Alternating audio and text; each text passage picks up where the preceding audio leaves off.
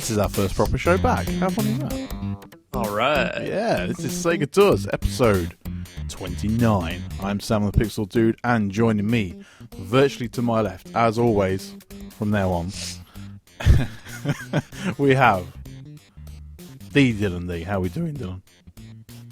Doing well. I just reapplied for health insurance over here in the States. Be glad you don't have to do that, by the way. Mm-hmm. It's horrible. So you pay a lot and you don't get a lot. So yeah. Anyway, how are things? Okay. All right. Not needing some health insurance anymore, thank God. We're all sorted out here. So anyway, enough about health insurance. Sega never sold health insurance, so why are we talking about it? We have episode 29 of the Sega Does podcast. Today, we are a bit of a catch-up episode. We are talking about the first 4 releases for the Sega Mega Drive, or the Sega Genesis as it is known as in the West. And but first, we're going to do what we always used to do, which is talk about the comments from episode 28. And there was a lot. There was a lot. A lots of Sam, you're the greatest human being in the world, which is always nice to read. We have comments from Soot. Wow, it's just not been the same about the podcast. Welcome back. We've got some from Peter Jean. We've got some from ET. Fantastic news. Really love listening to past podcasts. Welcome back. We've got some from Eric. We've got some from Sean. Now, Sean, it's not a Sega Does podcast really unless you talk about Sean 697. Man, Sean, you can write, boy. Yeah, he let us know what's up. But see, I don't know. I like his style because I just go through and I'm like, man, this guy, he knows so much about, and it's insane. I saw your post on we got to have him on sometime, and I agree we're gonna have to have him on sometime, maybe to teach us all a lesson. Yeah. And tell us what's really going on. We've got stuff from Tony Wilkins. Glad to see you back with the podcast. Thank you very much. Got stuff from Garrett. We've got stuff from Soot. We've got stuff from... oh, that's me, Dojo. We got stuff from... Is that me? That's not you. That's not me. I'm underneath. We've got stuff from Dojo. Whoever Dojo is, thank you, Dojo. I'm not finding it via the iPhone. You should now be able to find the Sega Does podcast on iTunes, available at all good iTunes stores. Yes. That was your phone, wasn't it, Dylan? I don't know what you're talking about. Phone's off. Be whatever it man. is, it's silent now. It is. Yeah, whatever it was, it's gone now. We have stuff from Paul. Hi, Paul. Most excited about the happy news. Do you know when the RSS server will be back? Well, we actually have 2. We're really greedy. We have segadoes.libsyn.com/RSS, and we have segadoespodcast.libsyn.com/RSS. You should now be able to find us in any search engine regarding podcasts. The reason we had to release another one is because when you announce yourself to iTunes and then you disappear, iTunes will never let you back again. Ever. Makes sense. Yeah, does it? I think it makes sense. That's Apple's Gestapo policies for you. I don't know. Probably. I just... Yeah. I get it. You get it. Anyway, so basically we had to try and keep the old one for obviously historical purposes and links and stuff like that, but we also had to make a new one to get us back on, but they both had to have the same content on it. So it's pretty difficult, but you know, I'm pretty good, so we managed to be able to do it. So we also got some comments from Johnny Scott, and basically I just want to say personally thank you for everyone for all your kind words. You've obviously all supported Dylan whilst I've been away, and but we're back now. So less of the gushing and oh we love you so much, and more of the hate, because that's the stuff that people really like to listen to. So antagonism sells, I tell you. It does. Yes. Did you want to say anything, Dylan, regards to the first episode back? Let me just say that I think I mentioned this in the comments, but this is true. The site didn't feel complete without the podcast, because it launched with the podcast. So it'd be one thing if we would have started it sometime after the site launched and then ended it, but because they started at the same time, the site has never felt, whole. Like once the podcast ended, but now it feels like everything's right as rain again. Yeah. So well, yeah, this is good. Yes. That's well, good. I don't think we actually talked about it, but I assume we're going to try and keep to the same every 2 week schedule, because we did quite well on that. Yeah. I think I'd say that's not a bad safe target. bet. Yeah. We also have a new endeavour that I'm trying, and actually since we've been quite successful, is the Sega Does side quest, wherein I will take a little bit more time to play some music. That people don't give video game music the credit it deserves. There are some of the best compositions, arrangements, whatever you want to call them, ever. I mean, I'm quite big into my movie scores, and I was quite big into Disney films when I was a kid, and I've got no shame to say I have Frozen CD in my car for my boys, obviously, but I actually really love listening to it because it's great music. And other art forms get their music, like TV shows and stuff like that, get their music appreciated a lot more than video games. So Sega Does Side Quest is a little bit of a, hey guys, listen to the music behind these games. It's a little bit hard to concentrate on music whilst you're playing a game, but basically, Sega Does Side Quest, I want you to send tracks in.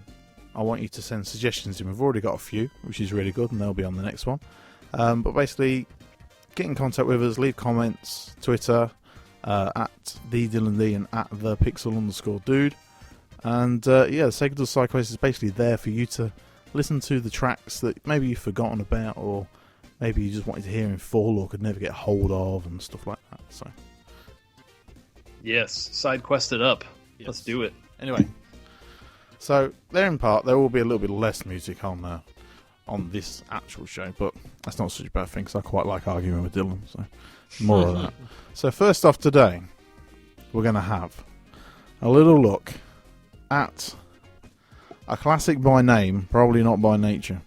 We have Space Harrier II. Yeah, bringing Space Harrier to the 16 bits. Now, this was a launch game, I do believe. It was. Was it a launch game in the West as well? I believe so. Yes. Though don't quote me on that. Anyone who's listening, because I don't know. But it was released in August '89 for the US. That's really early. So now this is one of those games that I'm pretty sure every American, or every American about our age can say, I can remember seeing that in the arcades and playing it and stuff like that. I'd never seen this game in an arcade cabinet over here ever. Not once. The very first time I ever played this game was in Shenmue. Oh, yeah. It was the first time I played Space Harrier. And I was like, wow, what's this? And so this is kind of from, well, the original Space Harrier, shall we say. It's kind of from the batch of arcade games that never really hit over here for whatever reason. The original Sega arcade games, like not the original, but you know what I mean, like this era, the Outruns, the Afterburners, the Space Harriers, they didn't really, from where I am in the European continent, whatever you want to call it, never really existed, shall we say. That's ironic, eh? Yeah.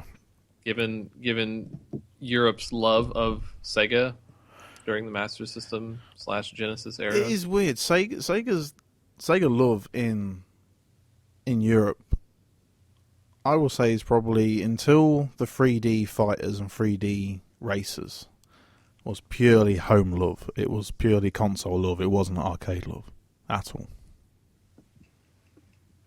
So what shifted it, do you think? It shifted because the home games got crap. And we kept playing Sega in the arcade for quite a few years, actually. I mean, Sega Rally, you couldn't go into an arcade without seeing a Sega Rally or a Virtual Cop or anything like that everywhere. It was impossible. They were like, my town is the worst town in the games for video games at all, but I can remember two places where there was a Sega Rally machine. There were that many of them. But yeah, it's so. Do you have any like arcade history with Space Harrier?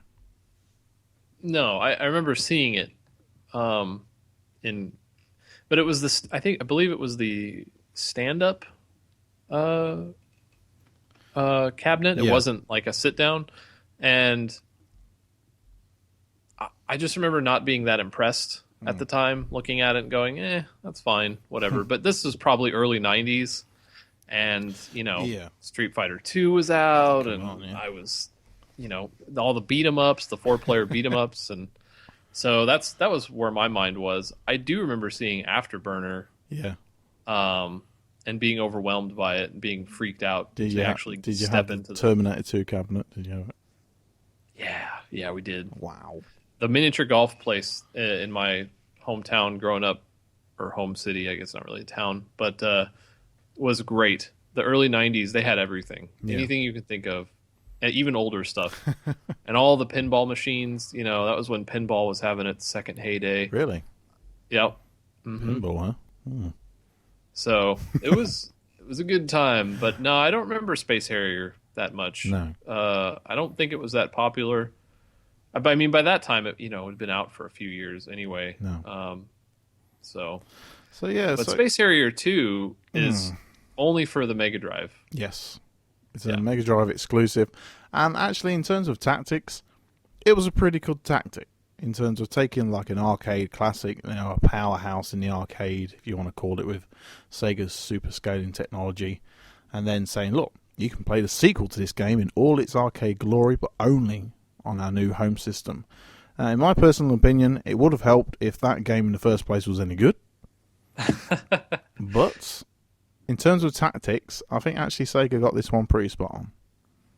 I agree, because why would you?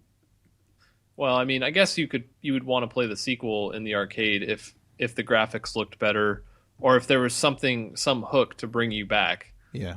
But Space Harrier 2 really is more of the same for the Mega Drive. That being said, it is the best playing of all the home Space Harrier games, at least to this point. Yeah. I want to say, Yeah. because none of the Master System titles were any good at all, and this one is decent if you like Space Harrier, which I understand why a person wouldn't, because it's awkward. I think it's the best. Well, the way. question is then, Dylan, do you like Space Harrier? I don't dislike it. I don't think it's a bad game. Mm-hmm. It just doesn't. I can only play it for so long before I'm like, yeah, I'm bored. Like, there's just not a lot to hold me. Now, I gave it a B-, but the reason I did that is because I do think it is the best of the home ports, or of the home Space Harrier games. Again, only up to this point. Yeah. So I haven't played the 3DS versions, or I'm sure they released it for the Saturn or whatever. I've got it on I'm not Saturn. there yet. I'm sure I have. But I just think that if you're gonna play a Space Harrier, this is the one to play. Yeah. And I enjoyed my time with it, but I don't want to return to it, really. If that makes sense. Yeah. So I actually have it. do you? Yeah. Despite hating it? Yeah. I don't know why I have it. But I do have it. I played it earlier. It's just... it's kind of a theme. We'll be going through a few games like this. Kind of like pseudo-fake 3D. I just can't... It just doesn't work with me. I struggle a lot. With the depth perception, just doesn't... Like, you can't tell how close things are and how far away they are and how to shoot them and stuff like that. We're going to come up to this in the next game as well. This is a bit of a problem, but I can see it from the point of view of they were doing the best with what they had. And why do you think Sega loved that viewpoint so much? They included it in so many games. Because they could do it well. And they could... That viewpoint, the fluid movement of travelling forward through a space, they could do in 16-bit. Right, but like, why do you think that was it was almost like that was all they did. It was like Sega's trick for a few years was Afterburner, Well, Thunderblade. if you this think about game. it, if they did it and it worked, okay, and people liked it, then they would do it again. And then people liked it. And they go, okay, we'll do it again. And then if people kept liking it, they got no reason to stop doing it. I guess. So I guess enough people liked it, or certainly fed quarters into the machine. Well, yeah. But there we go. So they're kind of some of our thoughts on Space Harrier 2. Let's have a look at some of your thoughts. Now, Sean697. B- sounds about right. If I were grading it, you might be. If I was grading it, you might be a little bit generous. I think you're a little bit generous. A little bit, Dylan. I'm not surprised. Just a little bit. It's no August. I certainly like this game, but to me, it didn't really change the game much from the original. That's true. It was pretty much carbon copy. There was no real innovation. No. Tony Wilkins says it would be even scarier if it had the Sega Master System 3D glasses smiley face. Yeah, I couldn't imagine playing. The rate at which the ground hits your eyes would probably, even if you weren't epileptic, it would turn you epileptic. I think it would. Yeah. Yeah. Pretty cool. Fiery Rain. I haven't said that in a while. This is an impressive but shallow game. I think that's a very good way of summing it up. Yeah, there's your review, folks. Yep. Impressive but shallow. It's true, though. He's going to start a competing Sega site. Sega 5-word reviews. There you go. There you go. I'd read it. It'd be quick. You don't have to invest much time. No. You could tweet You'd it. actually get through all the games in your lifetime, probably. Yeah, maybe. Yeah, that's true. We've got Sut here, says, good review. I agree with most of your points. The game's lack of true scaling sometimes still leaves you with a feeling of an unfair death, which is kind of what we was mentioning before. We have Blunning, new name to me, says, lol. Ugh, I hate when people say lol. Lol, you know that the Sega Master System Space Harrier had an option menu in it too. Kind of odd seeing you mentioned it here and not in the other review. Someone's calling you out there, Dom. Well, as much as I, like heralding the opinions of people who post once and then never return, yeah. I said I missed it. It's been a while. Yeah. So yeah, I don't think that. However great an option menu is, I don't think it was going to save Space Harrier 2. No. But I did notice it because the 16-bit era really was like, here, have an option menu, and they were just. I first noticed option menus more in the 16-bit era versus the 8-bit era. So, it's funny. I'm going to talk about Nintendo. Hooray! But I just got a copy of The Lion King for the Super Nintendo, and it's a hard game. It is a hard game. What it's funny because we're going to talk about the difficulty. Now, I had it when I was younger, and like you, I thought it was damn hard. Yep. And I was obviously a young kid. The Lion King had just come out. I got the Lion King video game. It was great. I persevered with it, and I will be honest, I never beat it. I did get to the last level, but damn you, Scar, you would not fall off that cliff, no matter how hard I tried. And it's funny, all my friends with a Sega Mega Drive, they all seem to be able to beat their copy. I thought the Super Nintendo had been like bugged or something. Anyway, but the cartridge glitched out on me a few years back, and never been able to play it since. So I got a new copy. I actually went into the options menu. I put it on easy. I didn't know you could do that. And I beat it. How easy was it? Very. Yeah. All the bosses, instead of taking like 10 hits, took 1. And the bit where you're running away from the whatever they are, animals, that was like 10 seconds long rather than 14 minutes or whatever the hell the version was. It's hard anyway. Well, no, I've beaten the Lion King. Hooray for me! Yay! Yay! We'll get to that in a few years for the Genesis. It's a great game. It really is a good game. Yeah, really good game. Right now then, I've got to find some music. I've got to play some music here because it's a game with helicopters in it. What do we want? Let's have a bit of this. Okay, so next, Dylan, we're going to be talking about Thunderblade. Thunderblade.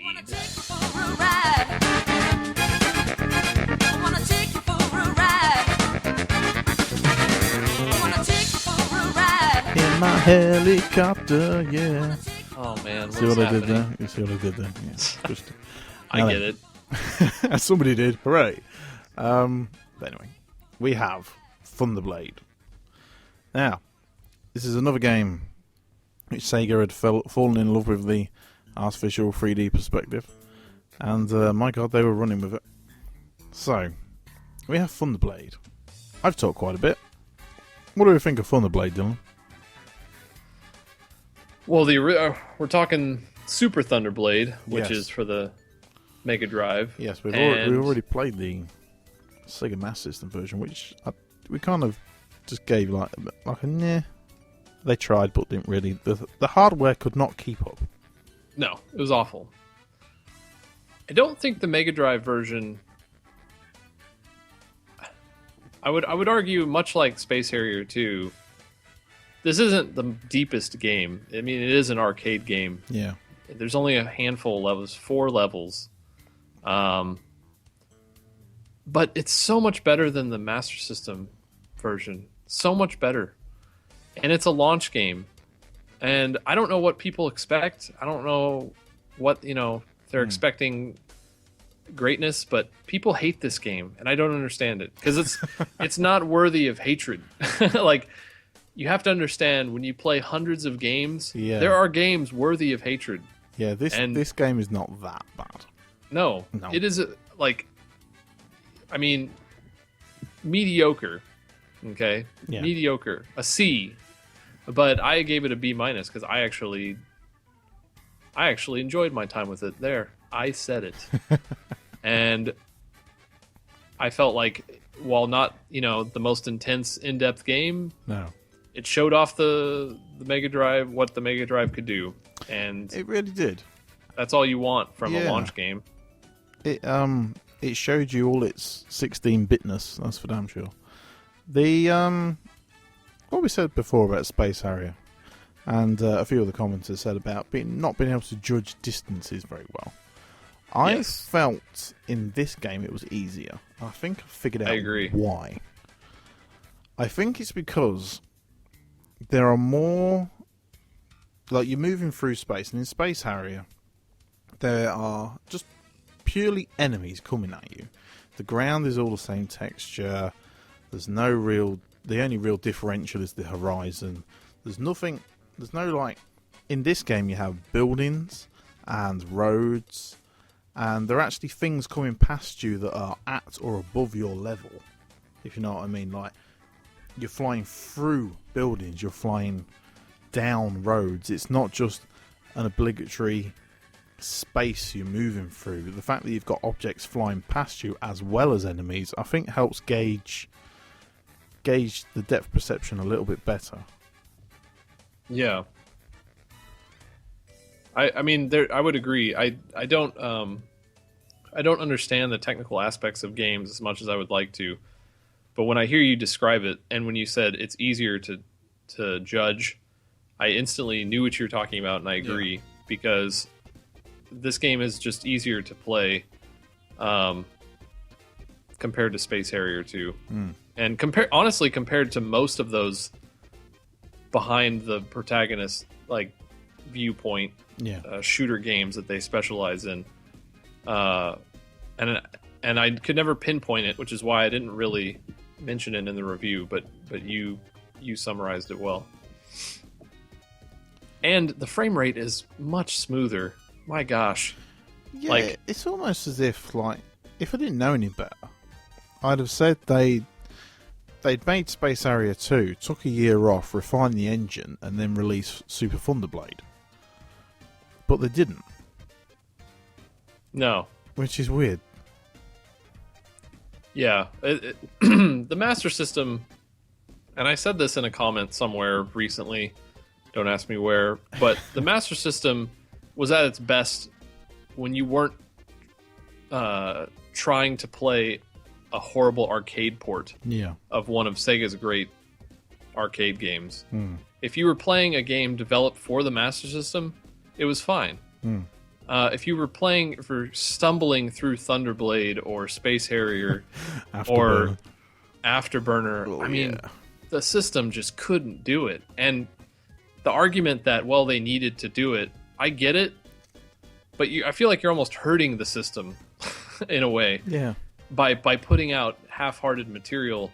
Because NES arcade ports, particularly the earlier ones, would almost redevelop the entire game. It redesigned the game to work with the system, and that's what Sega tried to do that, but even doing that, they still couldn't get it to run well.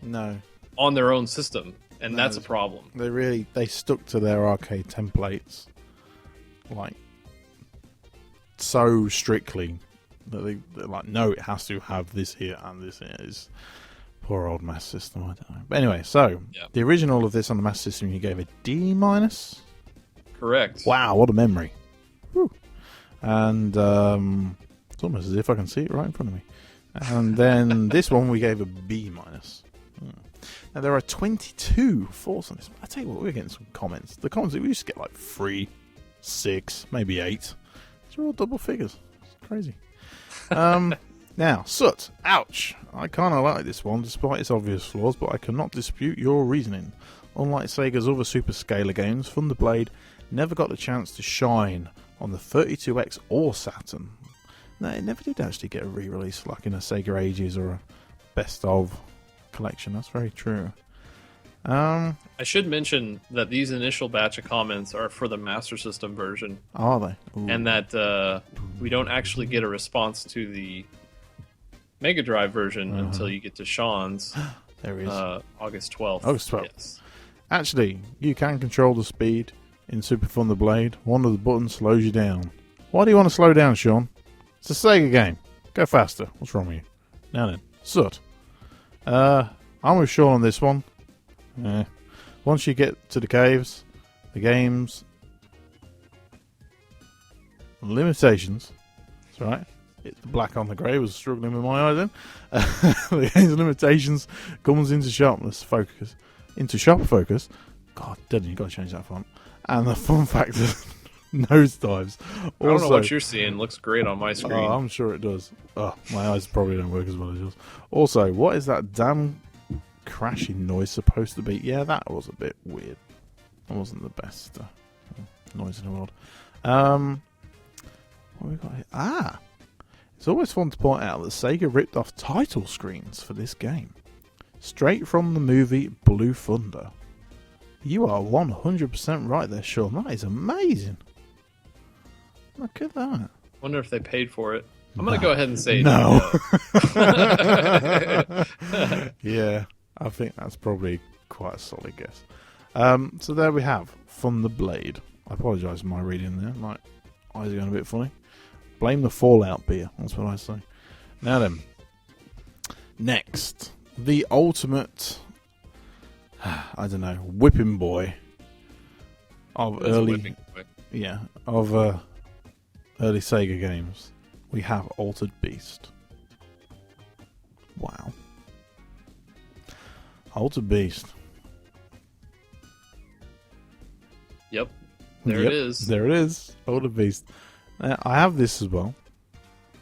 Who doesn't have this? Well, even if you don't want this, you own it in some form. It's probably holding up like your stairs or something. You know, it's in the foundation. Someone just threw it in there. This is not a very good game. No, it's not. But it's a great game at the same time. Really? What did you give this? Defend it. Death. No. Yep. You gave it a B. Sure did. Are you kidding me? Nope. You're not, are you? Wow. Come on then. Why is Altered Beast a B? Because it is the essential, like, cheesy. It's like if there was such thing as how B movies Yeah. exist, and some of them are bad, but some of them are so bad they're good. Yeah. This is one of those. It's not a good game, Right. but it has just very strange art design. Just the the sound. I mean, everything about it is just very, very surreal. The game is very surreal. The fact that it's so widely known and either cherished or hated is testament to how much Sega has just tried to get people to like this thing over the years. I mean, they've re-released this for everything, and I agree. I don't. It's not that great of a game, but there's something about it that I just think is amazing and hilarious, and I enjoy my time with it, even though it's not that great. Did you not feel that it felt like really, really wooden in terms of controls? Did you feel like I felt like everything was moving, like the background, the floor, and I wasn't. I was like standing still. You know, It depends. Depends if you're the creature, you're moving fast. No, but I mean, like in terms of the control, I didn't feel like I was moving through the world per se. I really got the sense that, I mean, obviously he's doing it because it's a video game. That's how they work. But I really got the horrible feeling that the backgrounds are just moving. I didn't feel like I was progressing. It didn't feel natural. I mean, it's probably because it's an early game. I just the control is the premise is actually quite cool. Not a bad idea. Wolfman kind of works. I just feel like, and obviously it was an arcade game first. I thought they just like, what's the most colourful side scroller we've got that we can port easy? That'll do. Yeah, could be. Yeah. I don't know, but I just know that I enjoy it. Alter Beast. Funny old game. Now then, Alter Beast, you gave a B. Fiery Rain. Plus, now, are these going to be old comments? These are not old comments, because there is the Master System version review on here as well, which you gave a D+. Wow. Oh yeah, that's awful. That's terrible. Yeah, that one is pretty bad. So I'm going to assume most of these are for the Mega Drive version. So we've got Fiery Rain here. Says +1 for actually calling Biggie by his proper name. Always hated the other name he was forced to use. What's he on about there? Oh, Notorious B.I.G. Why was you talking about him? I shouted out to Biggie Smalls. All right. Biggie Smalls. It was all a dream. I don't know. Okay. He was on a roll. I'll leave. American gangster rap. How does that go over there anyway? Oh, pretty well. Okay. I was curious. I know who Biggie Small is. I just wondered why the hell he was commenting on it. Oh, okay. Because it's in the review. He's not just pulling it out of nowhere. No. We have Sebastio Almeida. Okay, new one to me. Good. Alter Beast. My Mega Drive came with it. Sure brings back memories. Well, there we go. That's a nice comment. Hopefully you listen to Sebastio.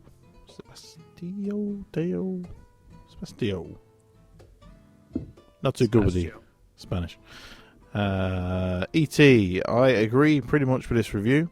It was fun to play, and it was a good showpiece for what a 16-bit system could accomplish. And we have to remember, this is a launch game, and this was the...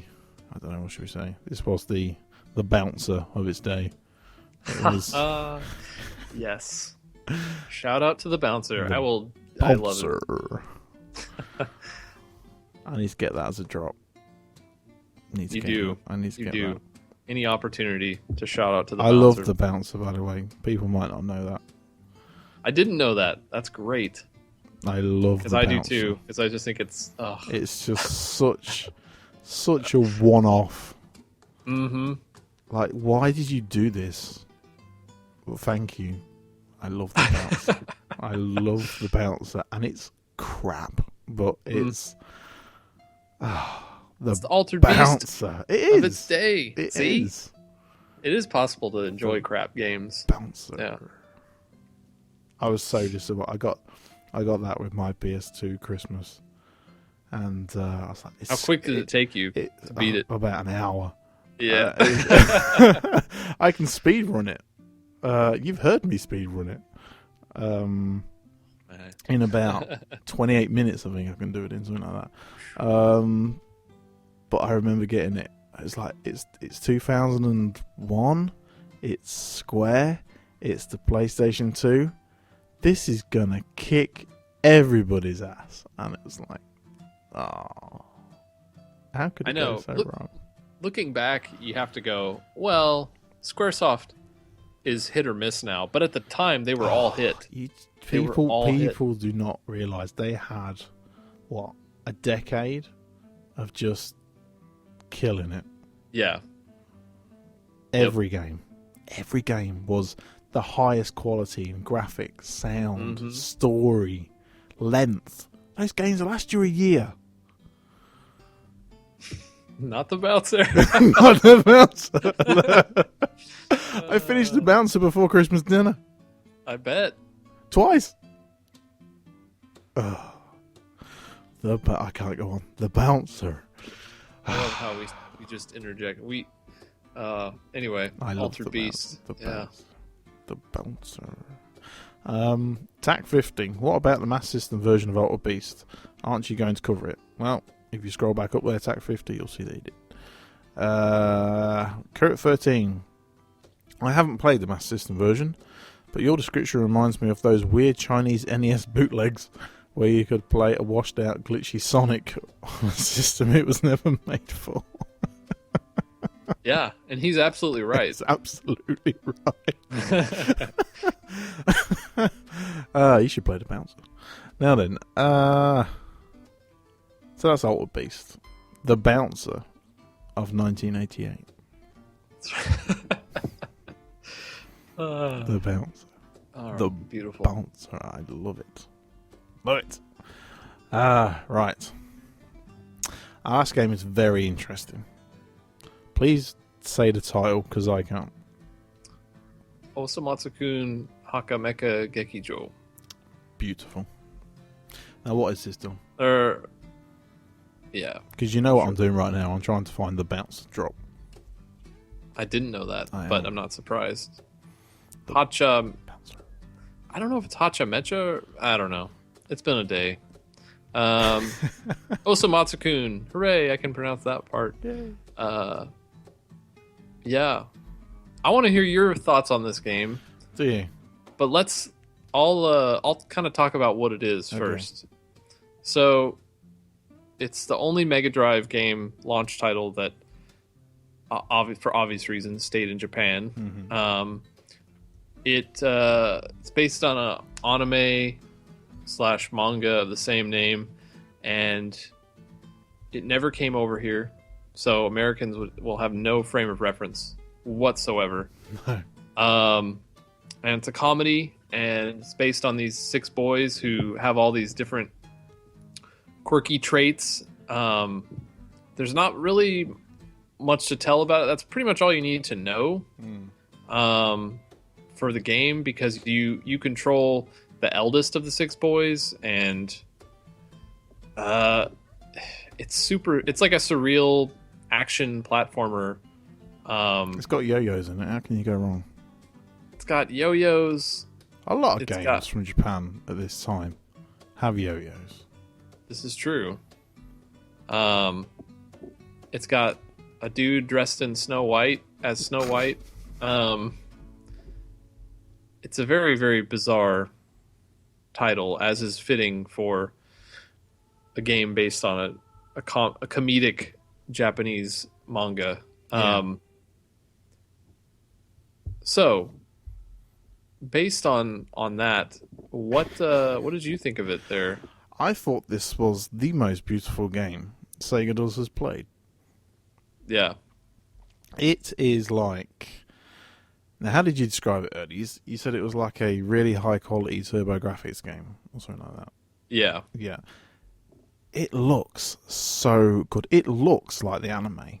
Like all the characters, they have the big eyes, they have the expressions. They have the goofy teeth sticking out the side. You know, you can see the individual swathes of hair. You could like the detail is in the backgrounds, it's in the enemies, it's in the items, it's in the main character. It is everywhere. You can see this is one of the first games we've played in this quest where the artist has been able to put on the screen what he put on the paper. And I think it shows.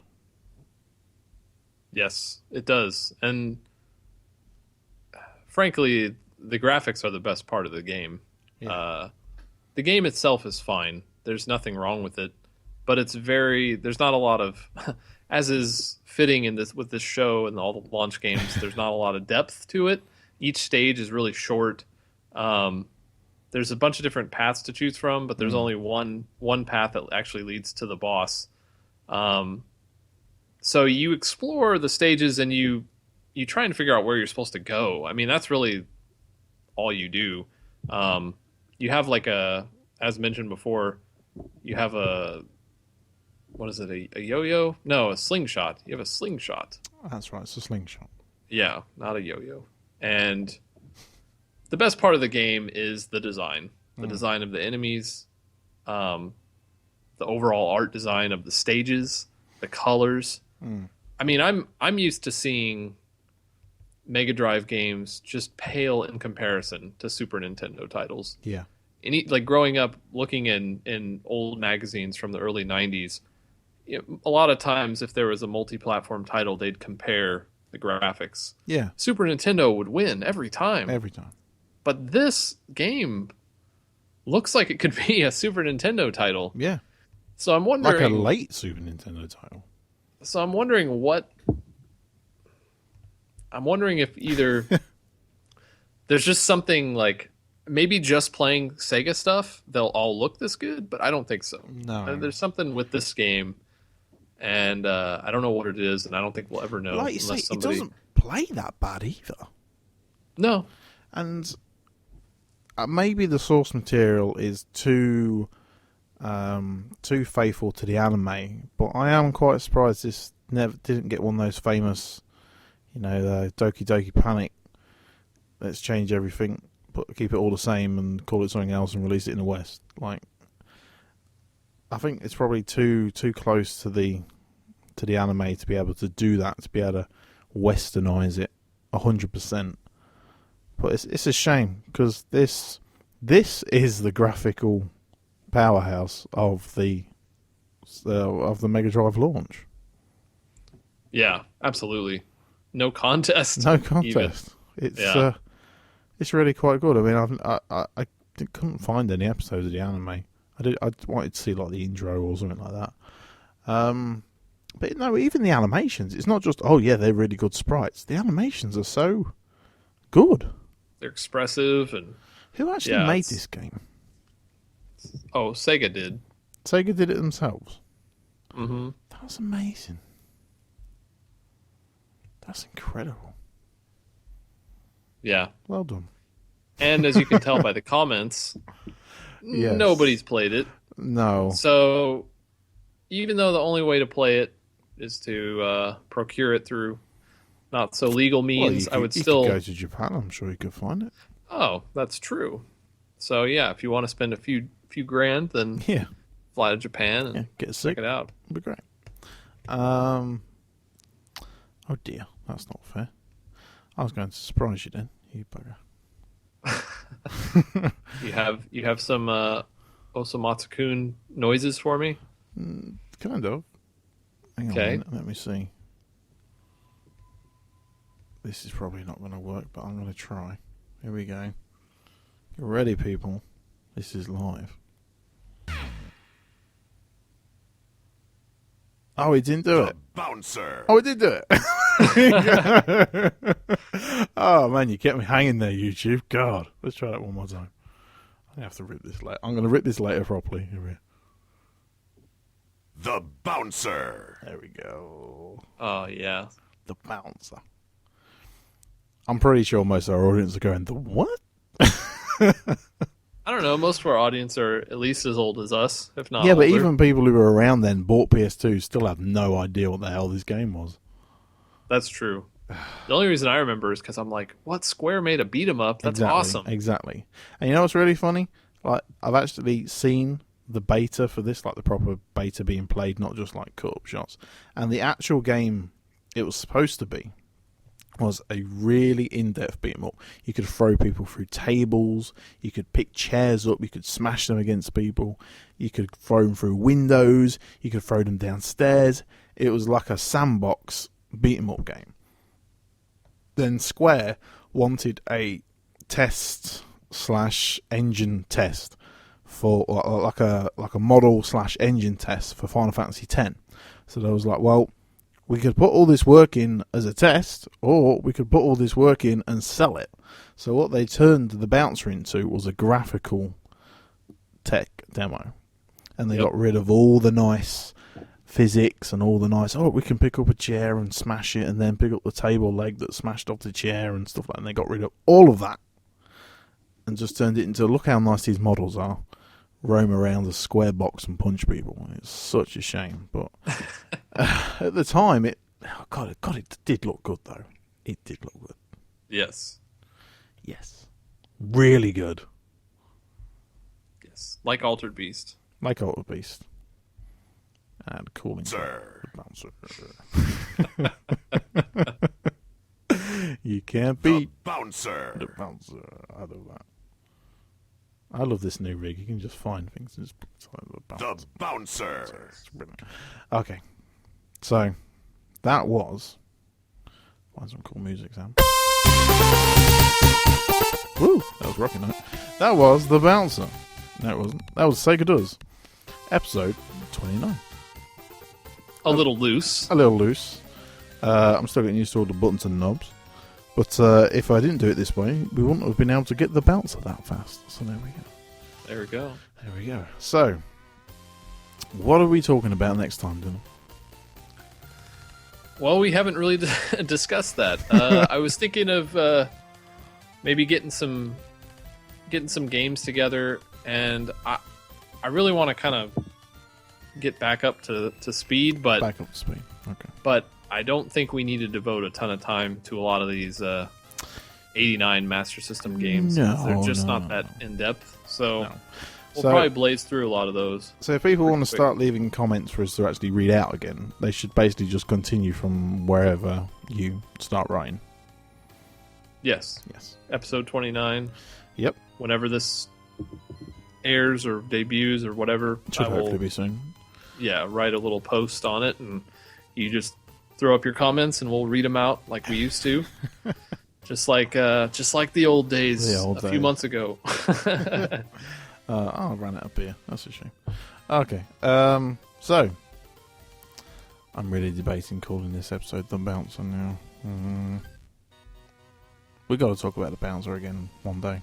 It's stupid because we do a Sega podcast and a Nintendo podcast. Now all I want to do is talk PlayStation. That's really bad. really, really bad. We can't do another. There's no way. No, that's just not going to happen. Anyway, let's talk about a bit of cross-pollination. We do have another podcast now, people. We do. We do. It is called the Nintendo Experience, or the NXP. You should check us out with our buddy Sven. He's pretty fun to talk to and discuss games with, because he's actually kind of a newbie. He started playing games when he got married. How did that work? It's like the opposite of most people. I bet his wife's like a supermodel, and I bet she cooks for him all the time, and it's just brilliant. That's not what I was expecting you to say, but yes. You know it's true, though. But Sven brings a much-needed dynamic to our revelry. Yes. He does. Yes, it's like having a little kid in the corner saying, "But that's really cool, I like it." It's like, no, Altered Beast. I love his innocence. It's brilliant. His innocence is great. I'm too pessimistic. Yeah. That's the problem. And you drag me down with you. So, so it's good. I give voice to your thoughts. That's all. Yeah. And then you're like, oh yeah, I feel the same. I'm like, yeah, of course. We do. We feel love the the same bouncer. on a lot of different things. It's crazy how much Even things like The Last of Us, which we're not going to rant about again. No. But boy, howdy. That's a I never stupid knew game. anyone could dislike that game like I do. That's a stupid So game. And I beat it. What's the point? I was like, surely it's going to get better. Surely it's going to... Oh, no, there's a giraffe. It just got worse. But if you want to hear that rant, Yes. please search through our Sega Does archive on segadoespodcast.libsyn.com or segadoes.libsyn.com. Yes. After all that effort, they still both bloody work. It's two choices for the price of one, hopefully. No, it's not. It costs twice. Oh, no. Anyway, so the NXP, the Nintendo Experience, the Nintendo XP on Twitter. You can find it. We retweet some stuff about it. You can find it in there. You can search for it in iTunes, the Nintendo Experience. But Experience, people, is with an X. It is. Because we're cool like that.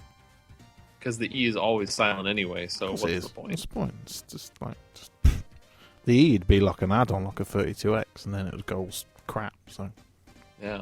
Get discontinued within 6 months. Let's go back to doing it the old way. Anyway... So that is Sega Does. Oh wow, I need an outro, don't I? Christ. It's been so long. Where's the outro? Pad, Dylan, pad. I've got no equipment in front of me except a microphone, boy. Okay. Got nothing. I found it. So, Okay. until next time, Sega. Sega. Oh no, that's the wrong bit. This is falling apart. Stuff. 3 seconds. Right, ready. Start again. Sega, Dylan. Sega. Sega. There it is. Bye.